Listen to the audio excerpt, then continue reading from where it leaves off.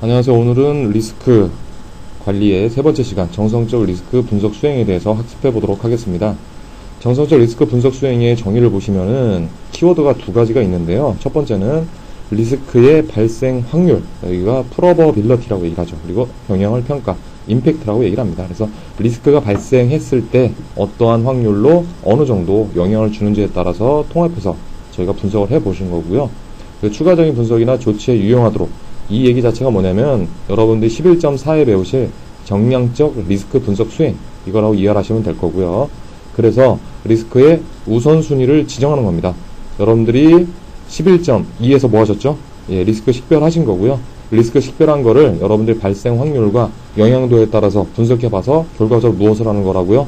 그렇죠. 리스크의 우선순위를 지정하는 프라이어리티를 지정하시는 프로세스가 되겠습니다.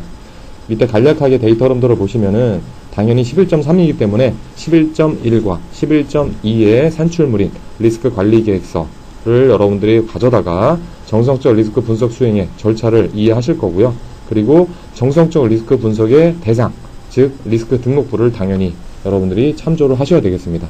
그리고 공통적으로 여러분들 OPA 그리고 EEF 당연히 참조하셔야 되고요. 그리고 왼쪽 아래에서 보시면은 정성적 리스크 분석 수행한다는 건 뭐죠? 그렇죠. 당연히 리스크의 발생 확률, 그리고 영향, 이 영향이 어디에 가장 많이 나와 있냐면 여러분들이 배우시는 5.4 WBS 작성, 거기에 산출물인 범위 기준선, 그리고 범위 기준선 중에서도 하위에 포함되어 있는 프로젝트 범위 기준서에 여러분들이 가정이나 제약사항이 많이 포함되어 있다는 거기 때문에 참조하시라는 겁니다. 그래서 나오는 여러분들이 산출물에 보시면은 다른 건 아니시고 리스크 등록부를 계속 갱신해 나가시는 거예요. 그렇기 때문에 리스크 등록부 갱신, 그리고 추가적으로 여러분들이 가정사항 이런 거에 등록부를 마련해 놓으셨다면 가정사항 등록부까지 여러분들이 업데이트 하시라는 겁니다. 그리고 그 밑에 있는 주요 TNT가 있는데요. 여러분들이 뭐 보시면 여러 가지가 있을 텐데 대다수가 뭐냐면 확률이나 아니면 영향도, 임팩트라는 그러한 이야기들이 많이 나옵니다. 그리고 여러분들 하나 더 기억하셔야 될 건 11.3 그리고 11.4 여러분들이 다음 시간에 배우시게 될 정량적 리스크 분석 수행 관련해서 도구미 기법 여러분들이 확실하게 구분해서 비교하시는 그런 것이 문제에 많이 출제되고 있습니다. 자, 주요 ITTO, 투입물, 도구미 기법, 산출물 다시 한번 보시면은 범위 기준선이 제가 들어온다고 말씀드렸고요. 리스크 등록부가 들어오게 되십니다. 시험에서는 투입물에 대한 출제 비중은 거의 없고 그 아래에 있는 도구미 기법에 대한 출제 비율이 높으신데요. 첫 번째가 리스크 확률 영향평가입니다. 다른 건 아니고요. 여러분들이 11.2에서 식별한 리스크에 대해서 A라는 리스크는 발생 확률이 얼마구나, 그리고 A라는 리스크가 발생했을 때 어느 정도 프로젝트에 영향을 미치겠구나 해서 리스크별로 확률하고 영향도를 여러분들이 점수를 어사인하는 거라고 생각하시면 되고요. 두 번째가 확률 영향 매트릭스가 되겠어요. 그래서 보통은 PI 매트릭스라고 많이 부릅니다. 그래서 오른쪽에 있는 것처럼 흔히 PI 매트릭스라고 부르고요. 여러분들이 그러면 A라는 리스크는 우리가 발생 확률이 20%야. 그리고 발생했을 때 영향도에 대한 상이다. 이런 걸로 해서 여러분들이 점수를 매기는, 그래서 이걸 흔히 흑백 매트릭스라고도 얘기를 합니다. 그리고 또 하나 여러분들이 기억하셔야 될 게, 그러면은 여러분들이 식별한 게 100개다. 100개에 대해서 다 여러분들이 우선순위를 정해놓는 건 시간 낭비일 수가 있습니다. 그렇기 때문에 프로젝트에서 우린 20개까지만 리스크 관리하고 나머지에 대해서는 추후적으로 감시 및 모니터링 정도만 하겠다. 그러한 목록이 여기 있는 것처럼 감시 목록이라는 거에 여러분들이 등록을 한다고 기억하시면 될 것 같습니다. 세 번째는 리스크 데이터 품질 평가인데요.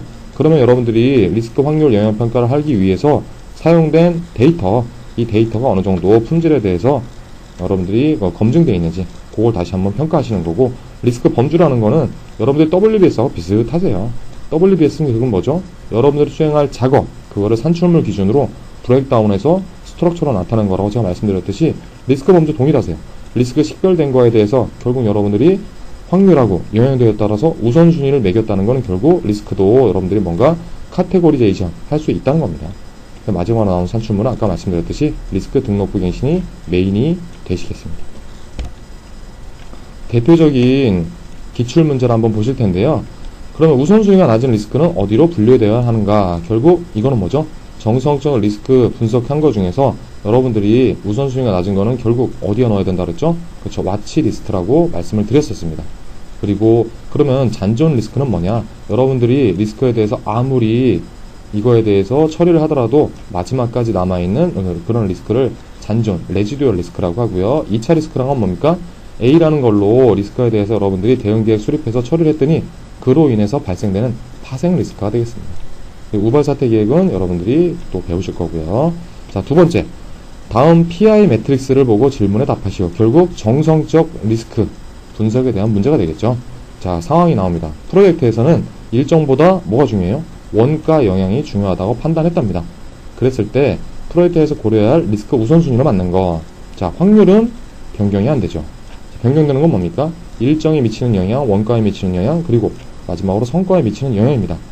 그렇기 때문에 여러분들은 발생 확률에다가 뭐를 곱하셔야 돼요? 오른쪽에 있는 임팩트를 곱하셔야 되는데 문제가 뭐죠? 일정보다는 원가입니다. 그렇기 때문에 원가를 곱하시면 된다는 거죠. 그래서 발생 확률 곱하기 원가 해서 가장 높은 순서대로 여러분들이 무엇을 하시면 됩니까? 우선순위를 설정하시는 겁니다.